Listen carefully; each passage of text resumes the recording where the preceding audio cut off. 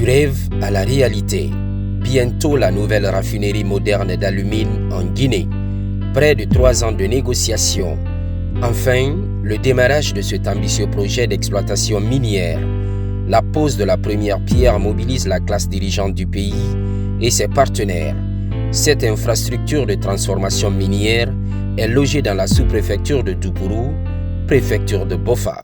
Ce projet porte sur une production de 1,2 million de tonnes d'alumine par an, la construction d'une centrale thermique d'une capacité de 250 MW et dont 100 MW sur le réseau public, des infrastructures auxiliaires de transport du minerai, d'un réservoir d'eau, d'une zone de stockage de boue rouge, des infrastructures d'approvisionnement en eau et l'extension du port.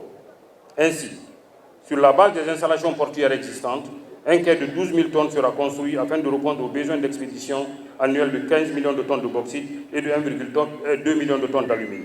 La nouvelle raffinerie sera bâtie à environ 500 mètres du site, abritant le lancement de ce chantier révolutionnaire. Les travaux sont confiés à la compagnie minière chinoise SPIC, State Power Investment Corporation. La Chine travaillera en synergie avec la Guinée pour la mise en œuvre des acquis du sommet de Pékin en soutenant la Guinée dans ses efforts pour accélérer l'industrialisation et la diversification économique. C'est vraiment une fierté pour moi en tant que Guinéen d'avoir participé à ce projet, pour avoir été l'un des premiers Guinéens à accéder à ce projet et à le booster depuis la phase de recherche jusqu'à la phase d'exploitation. Aujourd'hui, la phase de construction d'une raffinerie pour le bien-être du peuple de Guinée. À la phase de construction, nous allons aller sur 4000 emplois directs et à la phase d'exploitation, plus de 1500 emplois directs. Pendant ce temps, la compagnie SPIC enregistre plusieurs années d'exploitation de la bauxite. Les impacts positifs sont ressentis dans les communautés voisines à travers la réalisation de plusieurs infrastructures sociales de base. On cite un exemple de nouvelles habitations, des écoles, des forages, ainsi que de multiples dons de matériels agricoles, sanitaires et de fournitures scolaires. Preuve de bonne cohabitation et de promotion du contenu local. Le nouveau projet de raffinerie, davantage, renforce l'espoir. Cette construction va être un levier très important pour l'économie nationale qui va créer beaucoup d'emplois, notamment du respect du contenu local, ce qui va tout de suite apporter des affaires pour les PME et les sous-traitants que nous sommes sur ce projet. Les impacts sont particulièrement positifs. Il y a déjà que les pistes rurales au niveau de Télémélé, beaucoup d'entre elles ont été reprofilées et entretenues grâce à cette société SPIC.